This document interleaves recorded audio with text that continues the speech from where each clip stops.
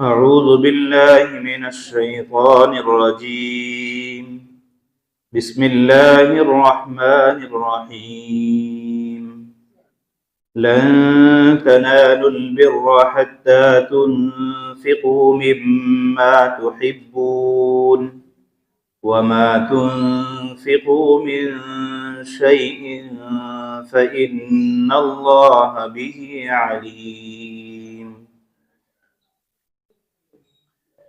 محترم بھائی و عزیز دوست، اللہ تبارک و تعالیٰ نے جیسا کہ کل بھی بات آئی تھی کہ انفاق یعنی دین کے راستے میں خرچ کرنے کی مختلف شکلوں اور صورتوں کو اس صورت میں بیان کیا ہے۔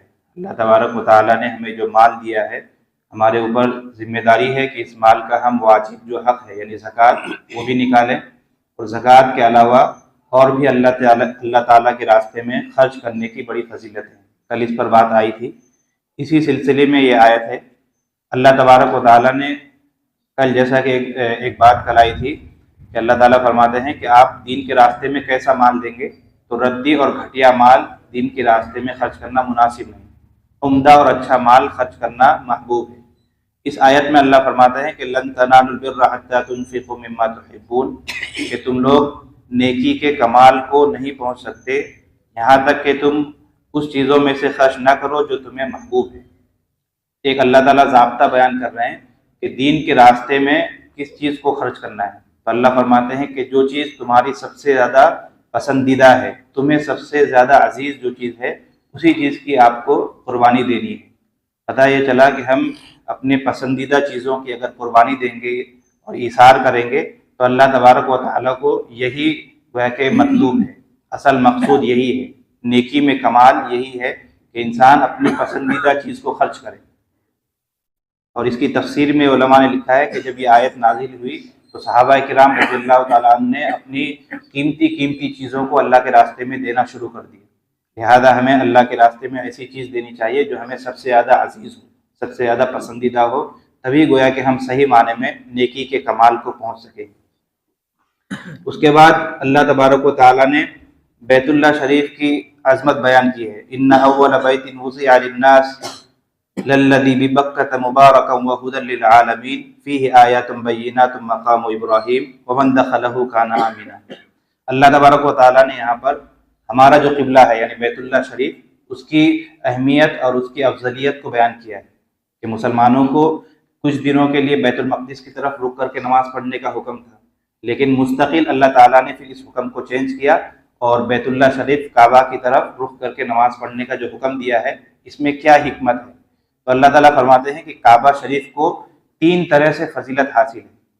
پہلی فضیلت تو یہ ہے کہ ان اول بیت، کہ کعبہ یہ روئے زمین پر سب سے پہلی عمارت ہے، سب سے پہلا گھر ہے جو اللہ تبارک و تعالیٰ کی عبادت کے لیے، اللہ کی پرستش کے لیے تعمیر کی گئی، لہٰذا یہ اعزاز اسے حاصل ہے۔ دوسرا اعزاز اسے یہ حاصل ہے کہ فیہ آیات بینات، کہ اس میں چند خصوصیات بھی ہے۔ کعبہ میں مقام ابراہیم ہے جس پتھر پر چڑھ کر حضرت ابراہیم علیہ السلام نے کعبہ کی تعمیر کی ہے۔ اسی طرح یہاں حتیم ہے اور زمزم کا کنواں ہے۔ یہ وہ خصوصیات ہے جو دیگر مساجد کو حاصل نہیں ہے۔ تیسری خصوصیت کعبہ کی یہ ہے کہ ومن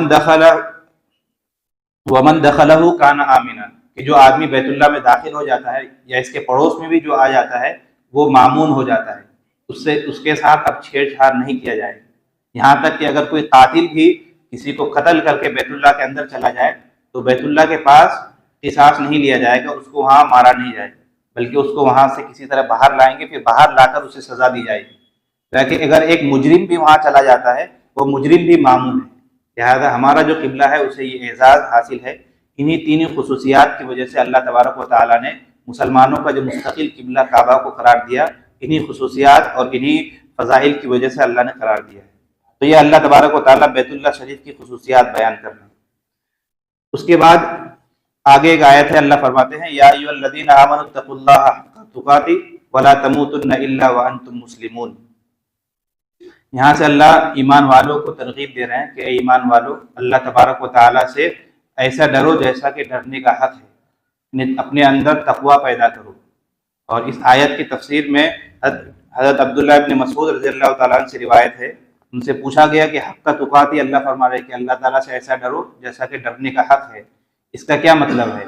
حضرت عبداللہ بن مسعود رضی اللہ تعالیٰ نے فرمایا کہ اس کا مطلب یہ ہے کہ انسان اللہ تبارک و تعالیٰ کی اطاعت کرے، نمبر 2 اللہ کی کبھی بھی نافرمانی نہ کرے، نمبر 3 ہر وقت اپنے ذہن میں اللہ تبارک و تعالیٰ کی یاد کو مستحضر رکھے، جو بھی کام کرے سوچے کہ اللہ تعالیٰ مجھے دیکھ رہے ہیں، یعنی اللہ کی کوئی نافرمانی والے کام ہم سے نہ ہو۔ نمبر 4 اللہ تعالیٰ کو کبھی فراموش نہ کرے، یعنی اپنے اعمال سے ایسا کوئی کام نہ کرے جو ہمارے رب کو ناپسند ہو۔ اور نمبر 5 اللہ تبارک و تعالیٰ کا شکر ادا کرے۔ اور نمبر 6 اللہ کے نعمتوں کی کبھی ناشکری نہ کرے، اللہ نے ہمیں جو نوازا ہے اس کی ہم کبھی ناقدری نہ کریں۔ تو اگر یہ 6 کام ہم کرتے ہیں تو گویا کہ اس آیت پر کما حقہ ہمارا عمل ہوتا ہے۔ اسی طرح اسی آیت کے اگلی آیت ہے وَاعْتَصِمُوا بِحَبْلِ اللَّهِ جَمِيعًا وَلَا تَفَرَّقُوا۔ مسلمانوں کو اللہ تعالیٰ حکم دے رہے ہیں کہ اللہ کی رسی کو مضبوطی سے تھام لو اور آپس میں تفرقہ مت ڈالو، یعنی متحد ہو کر رہو، اختلاف کے چکر میں مت پڑو، ٹکڑے ٹکڑے اور گینگ اور الگ الگ گروہوں میں تم لوگ تقسیم مت ہو جاؤ، بلکہ ایک جسم بن کر رہو، متحد ہو کر رہو۔ لہذا جب تک مسلمان اس آیت پر عمل کرتے رہیں گے انشاءاللہ ہمیشہ کامیاب رہیں گے۔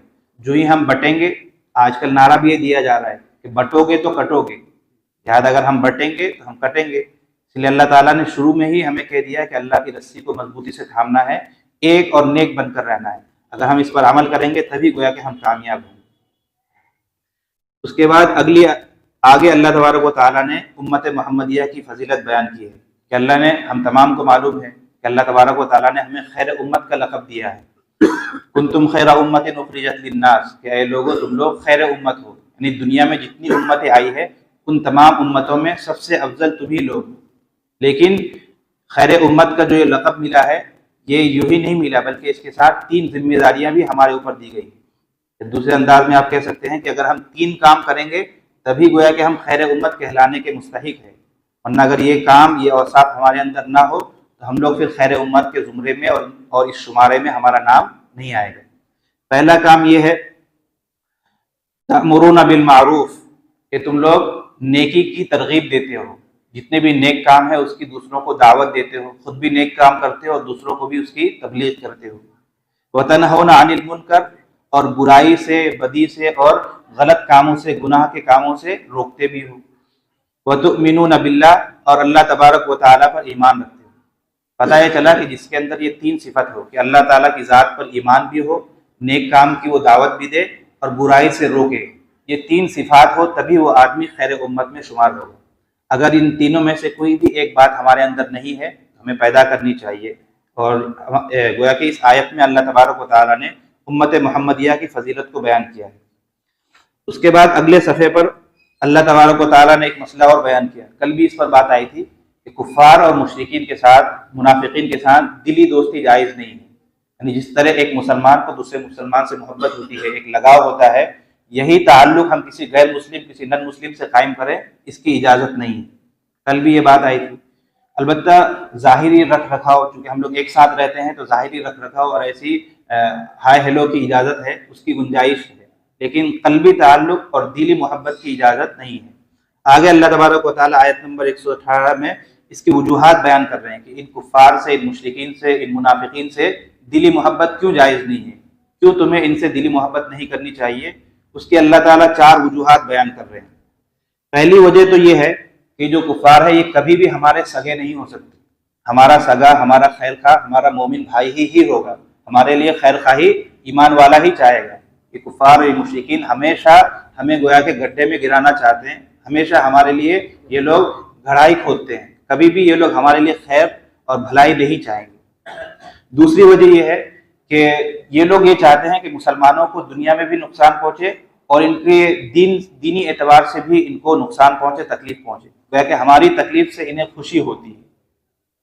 اور تیسری وجہ اللہ نے بیان کی کہ ان کی باتوں سے بھی اور ان کے چہروں سے بھی تمہارے خلاف بغاوت اور بغض کے آثار نمایاں نظر آتے ہیں۔ اور چوتھی بات یہ ہے کہ ان کے دل میں جو کینہ اور بغض ہے وہ کچھ زیادہ ہی ہے، زبان پر وہ اسے کم لاتے ہیں، لیکن ان کے دل میں تمہارے خلاف بغض ہے، حسد ہے، اور یہ لوگ چاہتے ہیں کہ تم ہمیشہ پریشان حال رہو۔ لہذا یہ وجوہات ہیں جس کی وجہ سے کفار اور مشرکین کے ساتھ اور منافقین کے ساتھ دلی محبت اور دلی لگاؤ جائز نہیں ہے، البتہ ظاہری رکھ رکھاؤ اس کی گنجائش ہے۔ تو یہ اللہ تبارک و تعالیٰ نے احکامات ہمیں دیے ہیں۔ اس کے بعد تفصیل سے اللہ تبارک و تعالیٰ نے 3 غزوات کا ذکر کیا ہے، غزوہ بدر، غزوہ احد اور غزوہ حمراء الاسد۔ ہم تمام کو معلوم ہے کہ غزوہ بدر اسلام کے سب سے اولین اور پہلے جنگوں میں سے ایک ہے، اور اس میں مسلمانوں کی تعداد بہت ہی مختصر تھی، 313، یعنی دیکھا جائے ظاہری اعتبار سے اسلحہ بھی نہیں ہے، ظاہری اعتبار سے لڑائی کا سامان بھی نہیں ہے، اور کفار 1000 سے متجاوز ہے، لیکن اللہ تبارک و تعالیٰ نے ایمان والوں اور مسلمانوں کے ثابت قدمی کی وجہ سے ایمان والوں کو اللہ تعالیٰ نے فتح دی، اور آسمان سے اللہ تبارک و تعالیٰ نے نصرت نازل کی۔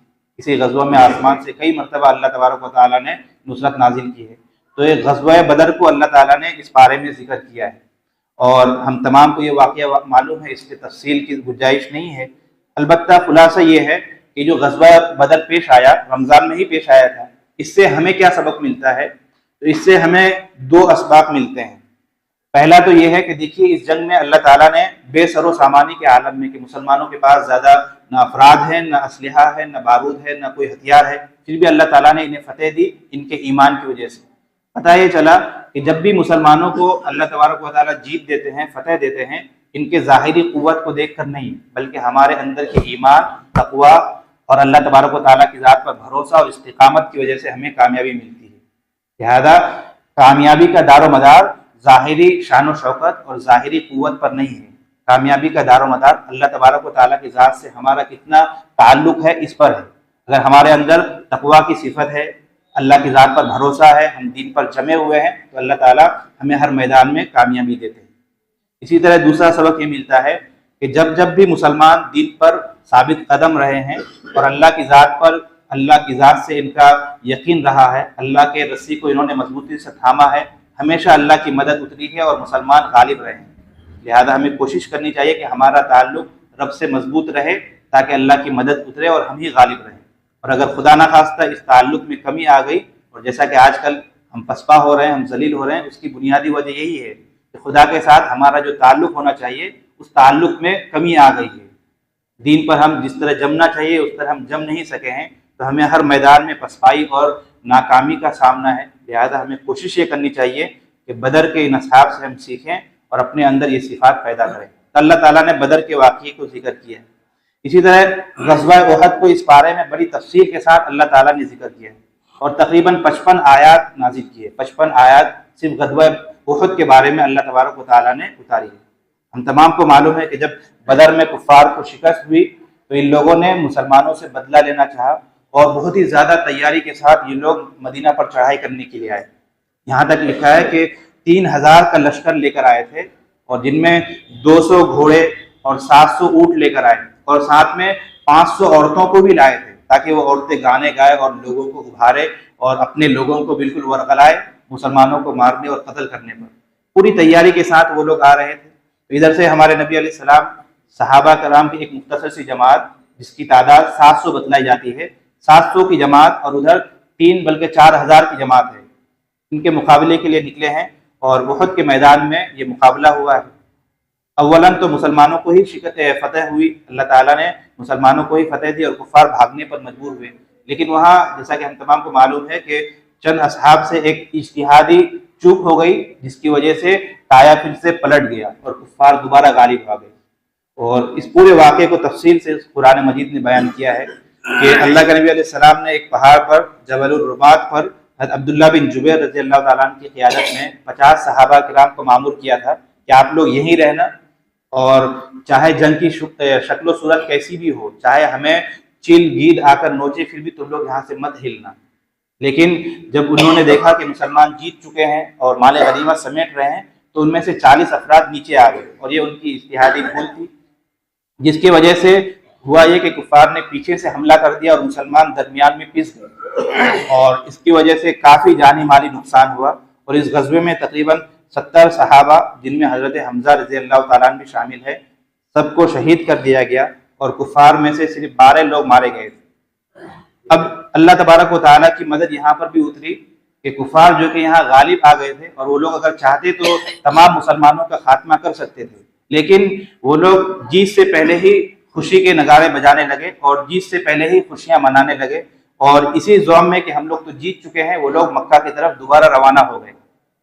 ادھر حال یہ ہوا کہ نبی صلی اللہ علیہ وسلم اور تمام صحابہ بھی سنبھلے، اور منافقین نے بیچ میں شوشہ مچانے کی شروع کی اور مسلمانوں کو بدنام کرنے کی سازش کی کہ دیکھو اگر یہ مسلمان حق پر ہوتے تو یہ لوگ کبھی نہ ہارتے، آج یہ لوگ احد میں ہار گئے ہیں، نعوذ باللہ۔ اس سے پتہ یہ چلتا ہے کہ مسلمان حق پر نہیں ہے۔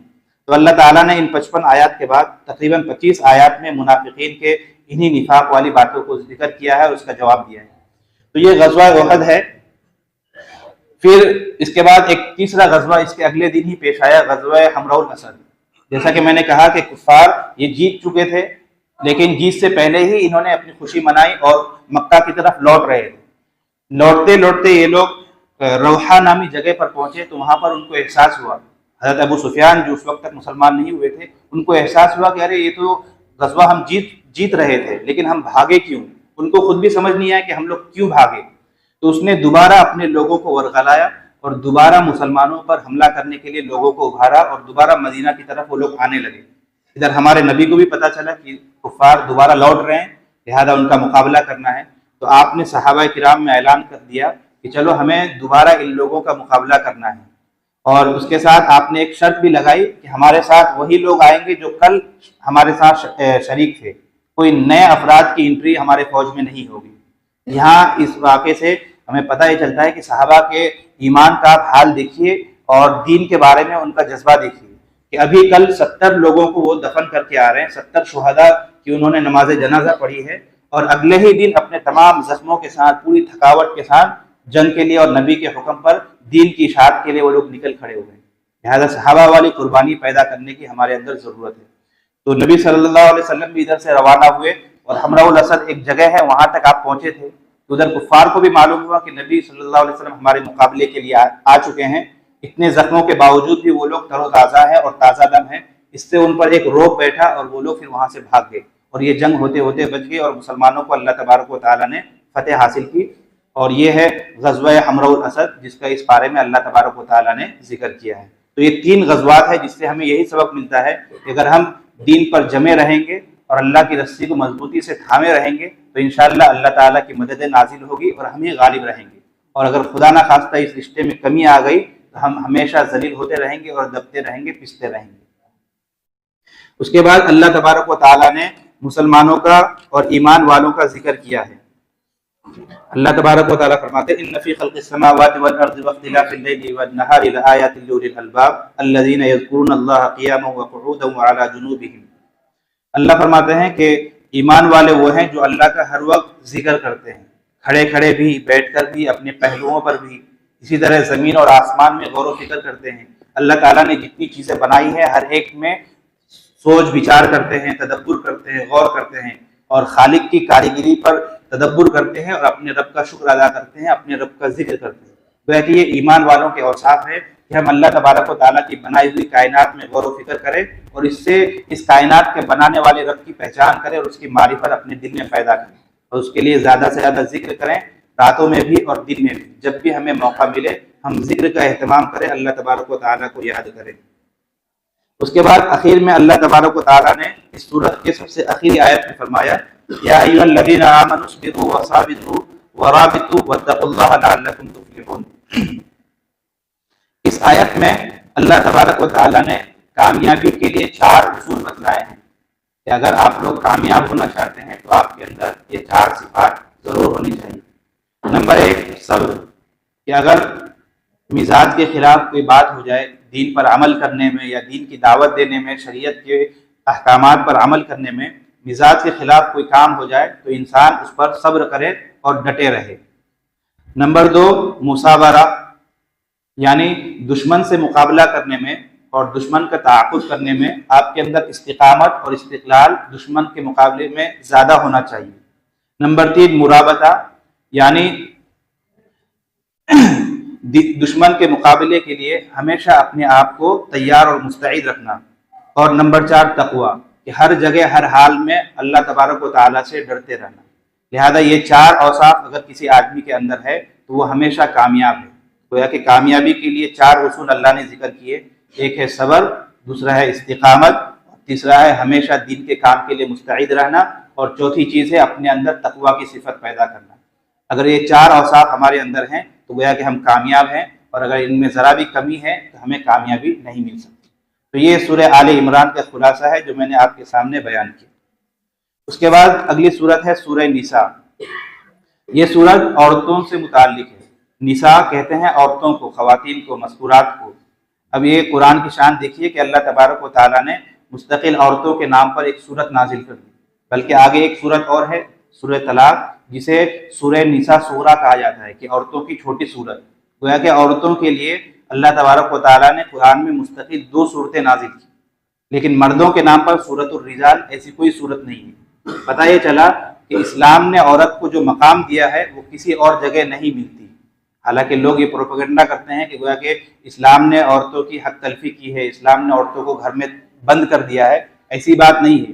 دیکھیے ہمارے اسلام کی سب سے معزز اور ہماری جو دھارمک اور مذہبی کتاب ہے قرآن مجید، اس میں اللہ تعالیٰ عورتوں کے لیے مستقل 2 صورتیں عورتوں کے نام پر نازل کر رہے ہیں۔ اس سے پتہ یہ چلا کہ اسلام میں عورت کی بڑی اہمیت دی گئی ہے۔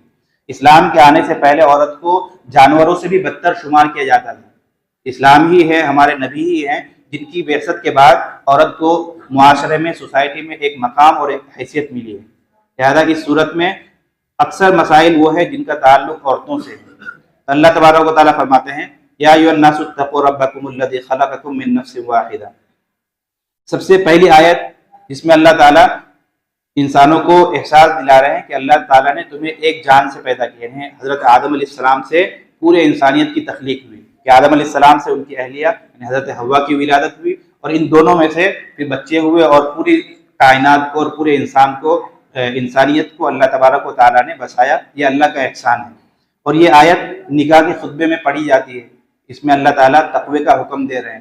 پتہ یہ چلا کہ شادی کے بندھن میں بندھنے کے بعد میاں بیوی پر جو ایک دوسرے کے حقوق ہیں، ان حقوق کی ادائیگی کے لیے نکاح کے خطبے میں یہ آیت اسی لیے پڑھی جاتی ہے کہ اس میں تقوی کا ذکر ہے۔ شوہر کو بھی، دولہے کو بھی بتلایا جاتا ہے، اور دلہن کو بھی یاد دلایا جاتا ہے کہ دیکھو اب تقوی والی زندگی گزارنا ہے، اب اللہ تعالیٰ سے ڈر کر ایک دوسرے کے حقوق کو ادا کرنا ہے، ایک دوسرے کی حق تلفی نہیں کرنی۔ اس کے بعد اللہ تعالیٰ نے چند احکامات بیان کیے ہیں۔ پہلا حکم یہی ہے وَآتُوا الْيَتَامَى أَمْوَالَهُمْ۔ اللہ تعالیٰ یتیم کو ان کا مال دینے کا حکم دے رہے ہیں کہ اگر کوئی بچہ ہے یا کوئی بچی ہے جس کے والد کا بچپن میں ہی انتقال ہو گیا، کہ ابھی چھوٹا ہی ہے، باپ کا سایہ اٹھ گیا، یتیم ہو گیا، تو اس کا جو مال ہے، اس کے دوسرے ورثہ اس مال میں تصرف نہ کرے، اس مال کو ہڑپے نہیں، بلکہ یتیم کا مال اس کو ضرور دے۔ اور خاص طور پر اگر یتیم بچی ہے تو دیکھا یہ جاتا ہے کہ بچی کے مال کے ساتھ زیادہ چھیڑ چھاڑ ہوتی ہے، اس کے مال کو دبا لیا جاتا ہے۔ بیٹا تو بڑے ہونے کے بعد دعویٰ کر ہی دیتا ہے، لیکن بیٹی بیچاری کمزور ہے، یہ کچھ کر نہیں پاتی۔ تو اللہ تبارک و تعالیٰ بتا رہے ہیں کہ دیکھو اگر یتیم چاہے بچہ ہو یا بچی ہو، اس کے مال کے ساتھ زیادتی نہیں کرنی ہے، اس کے مال کو ہڑپنا نہیں ہے، بلکہ یتیم کو اس کا حق ضرور دینا ہے۔ آگے اللہ فرماتے ہیں کہ ان الذین یأکلون اموال الیتامی ظلما، کہ جو لوگ یتیم کا مال ظلماً کھا لیتے ہیں، انما یأکلون فی بطونہم نارا، تو وہ لوگ اپنے پیٹ میں آگ بھرتے ہیں۔ لہذا یتیم کا مال کھانا گویا کہ اپنے پیٹ میں آگ بھرنا ہے، مطلب یہ ہے کہ اس کو سیدھا جہنم میں ہی پھینک دیا جائے گا۔ وَسَيَصْلَوْنَ سَعِيرًا۔ تو یہ اللہ تبارک و تعالیٰ پہلا حکم دے رہے ہیں۔ آگے ایک حکم دوسرا یہ دے رہے ہیں وَإِنْ خِفْتُمْ أَلَّا تُقْسِطُوا فِي الْيَتَامَى فَانكِحُوا مَا طَابَ لَكُم مِّنَ النِّسَاءِ مَثْنَىٰ وَثُلَاثَ وَرُبَاعَ۔ یہاں سے ایک دوسرا مسئلہ ہے تعدد ازواج کا، یعنی ایک سے زائد شادی کرنے کا، 3 4 جتنی آپ کو ضرورت ہو، ایک سے زائد جو شادی کا نظام ہے اس کی اللہ تبارک و تعالیٰ اجازت دے رہے ہیں۔ لیکن ساتھ میں 2 قید بھی اللہ نے لگا دی کہ اگر آپ کو ضرورت ہے ایک سے زیادہ آپ نکاح کر سکتے ہیں، لیکن 2 شرطوں کے ساتھ۔ پہلی شرط تو یہ ہے کہ آپ کے اندر 2 یا 3 بیوی رکھنے کی استطاعت بھی ہو، اس کا خرچہ اٹھانے کی آپ کے اندر سخت بھی ہو۔ اگر آپ 2-3 عورت کا خرچہ اٹھا نہیں سکتے تو آپ کو اس کی اجازت نہیں ہے۔ آپ کے پاس اتنی دولت اور اتنا انکم، اتنا سورس ہونا چاہیے کہ آپ ان کا خرچہ نان نفقہ اٹھا سکتے ہیں۔ ایک شرط تو یہ۔ دوسری شرط یہ لگا دی کہ اگر آپ ایک سے زائد بیوی کرتے ہیں، ایک سے زائد نکاح کرتے ہیں، تو دونوں بیویوں یا 3 کرتے ہیں تو تینوں بیویوں کے درمیان انصاف اور برابری اور مساوات آپ کر سکتے ہو۔ ایک کے حق میں انصاف کر رہے ہیں اور دوسرے کے ساتھ ظلم کر رہے ہیں، یا اگر آپ یہ چاہتے ہیں کہ ایک کو زیادہ ہم ایک کے ساتھ زیادہ رکھ رکھاؤ رکھیں اور دوسروں کو اس کا حق نہ دے، تو اس کی پھر اجازت نہیں ہوگی۔ تو پتہ یہ چلا کہ اسلام میں ایک سے زیادہ نکاح کی اجازت تو ہے، لیکن اس کے کچھ قیود اور شرائط ہیں۔ اسی آیت کو لے کر کفار ہم پر اعتراض کرتے ہیں، خاص طور پر آج کل ٹی وی میں اس پر مستقل شو ہوتا ہے کہ دیکھو مسلمان گویا کہ نعوذ باللہ عیاش ہیں اور ایک سے زائد نکاح کرتے ہیں۔ تو ان کے لیے جواب یہ ہے کہ دیکھیے اسلام آنے سے پہلے بھی لوگوں میں ایک رواج تھا ایک سے زائد شادی کرنے کا۔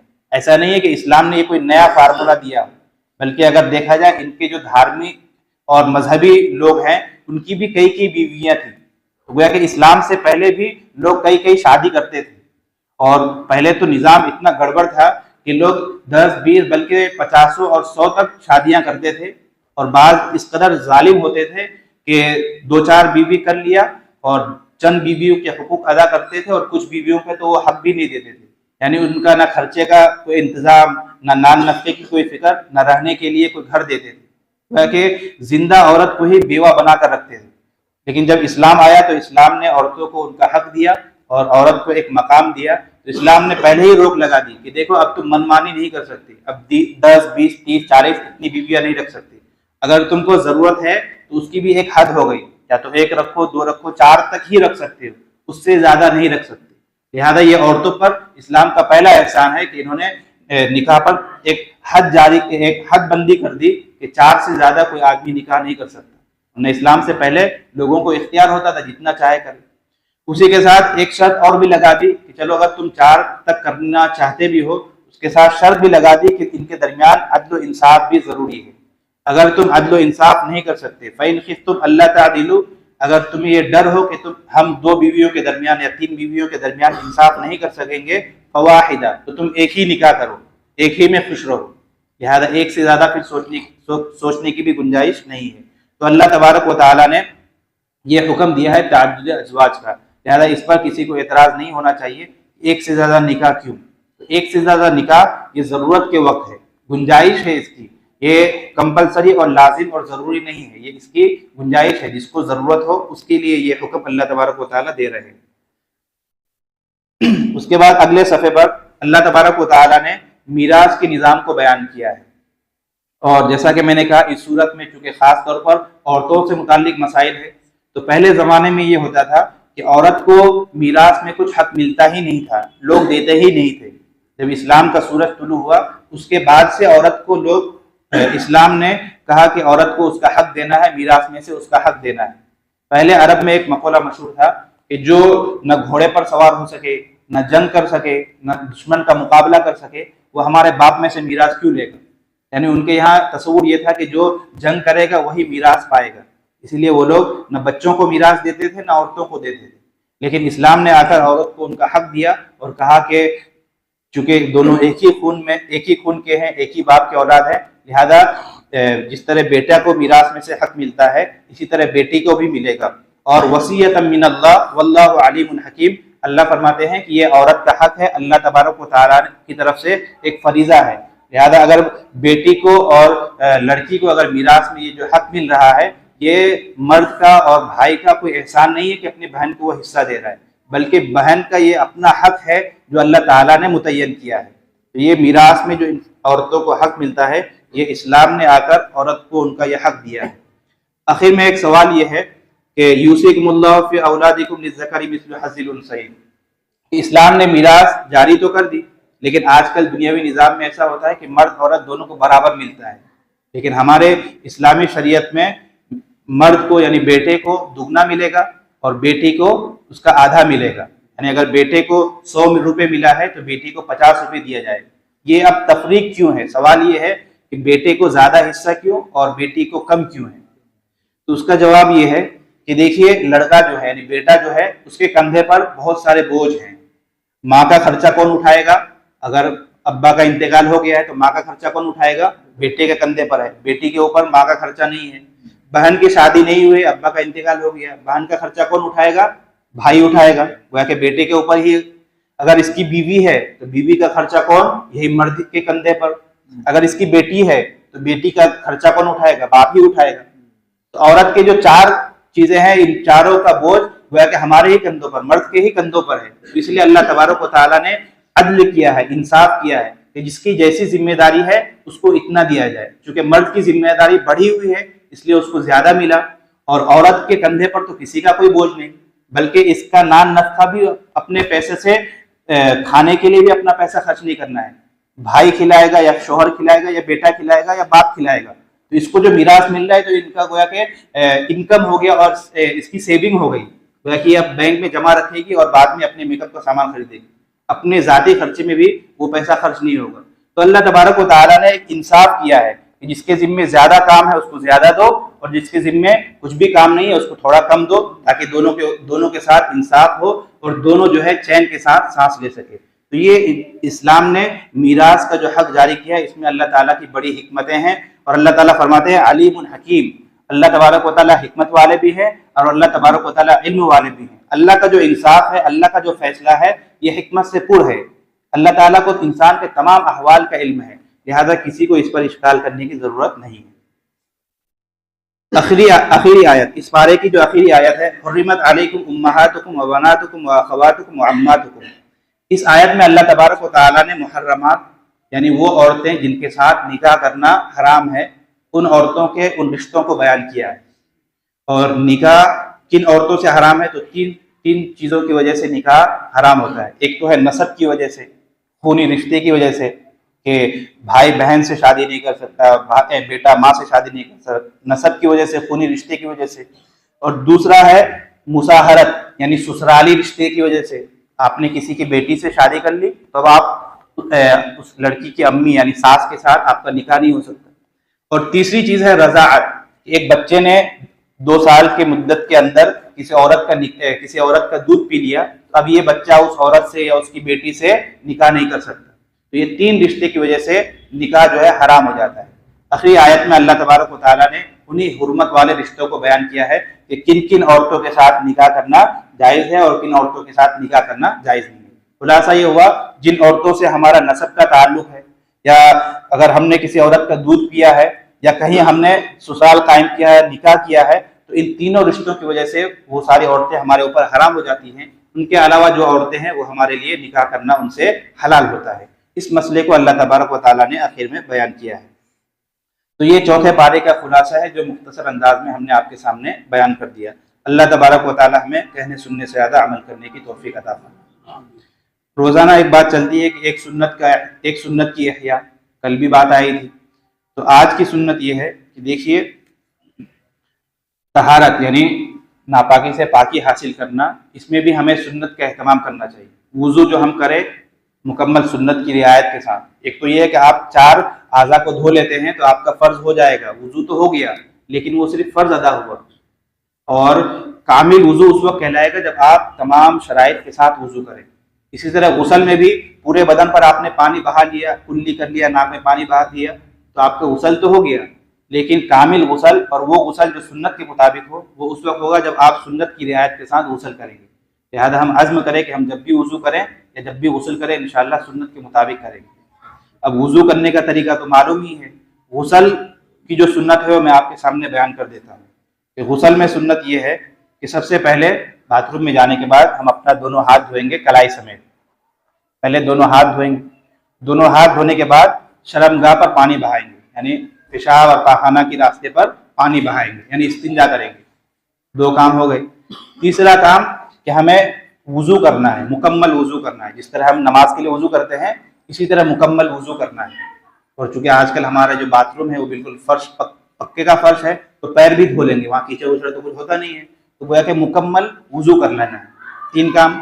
چوتھا کام یہ ہے کہ اب ہم کو اپنے جسم پر پانی بہانا ہے، تو اس کی شروعات کریں گے دائیں طرف سے، 3 دفعہ دائیں طرف پانی بہائیں گے، 3 دفعہ بائیں طرف اور 3 دفعہ سر میں، اور اس طرح پورے بدن پر پانی بہا دیں گے۔ پھر اگر آپ کو صابن یا شیمپو استعمال کرنا وہ استعمال کیجیے، پورے بدن پر پانی بہائیے اور بالکل رگڑ کر کے تمام پورے بدن سے گندگی صاف ہو اور کہیں پر بھی خشکی باقی نہ رہے، اس طرح وضو کیجیے اور آخر میں تولیہ سے اپنے پانی کو صاف کیجیے۔ تو یہ غسل کرنے کا مستحب عمل ہے جس میں گویا کہ 4 اعمال ہو گئے۔ سب سے پہلے دونوں ہاتھ دھونا ہے، دوسرے نمبر پر استنجا کرنا ہے، چاہے آپ کو پیشاب آئی ہو کہ نہ آئی ہو پھر بھی آگے اور پیچھے دونوں راستوں میں پانی بہا دینا ہے۔ پھر تیسرے نمبر پر غسل کرنا ہے، وضو کرنا ہے، اور چوتھے نمبر پر پہلے دائیں طرف پھر بائیں طرف اور آخر میں سر میں 3 مرتبہ پانی بہانا ہے۔ اس طرح پورے غسل کی تکمیل کرنی ہے۔ اب آخری سوال یہ ہے کہ کبھی ہم شاور لیتے ہیں، یعنی جھرنے میں نہاتے ہیں، تو اس وقت کیا کریں گے؟ تو اس وقت بھی آپ شاور میں بھی پہلے ادھر پانی بہائیے، پھر دوسری مرتبہ ادھر بہائیے اور تیسری مرتبہ سر میں بہائیے. یہ ترتیب ہے. اس طرح اگر ہم غسل کریں گے تو یہ مسنون عمل کے مطابق ہمارا غسل ہوگا. اللہ تبارک و تعالی ہمیں کہنے سننے سے زیادہ عمل کرنے کی توفیق عطا فرمائے. دعا. بسم اللہ الرحمن الرحیم.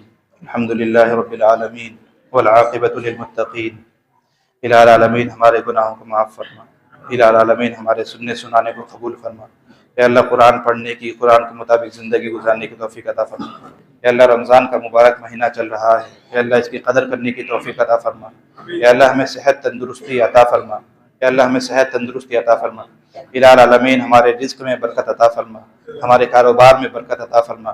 اے اللہ ہمارے گھروں میں چین سکون سکینت نازل فرما. اے اللہ دین پر چلنا آسان فرما.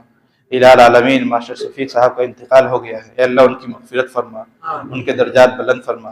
اے اللہ ان کے گھر والوں کو صبر جمیل کی توفیق عطا فرما. اے اللہ ہمیں بھی مرنے سے پہلے موت کی تیاری کی توفیق عطا فرما. الہ العالمین موت سے پہلے موت کی تیاری کی توفیق عطا فرما. الہ العالمین برے موت سے ہم تمام کی حفاظت فرما، حادثات کی موت سے ہماری حفاظت فرما. یا اللہ لا علاج بیماریوں سے، مہلک بیماریوں سے ہماری اور ہمارے گھر والوں کی حفاظت فرما. یا اللہ ایمان پر خاتمہ نصیب فرما، اچھی موت عطا فرما، رمضان کی موت عطا فرما. الہ العالمین رمضان کی موت عطا فرما. الہ العالمین ہم نے جو مانگا وہ بھی عطا فرما، جو مانگنا تھا مانگ نہ سکے وہ بھی عطا فرما. ہماری دعاؤں کو نبی کریم صلی اللہ علیہ وسلم کے صدقے طفیل قبول فرما. وصلی اللہ علی خیر خلقہ وآلہ وصحبہ وذریتہ اجمعین برحمتک.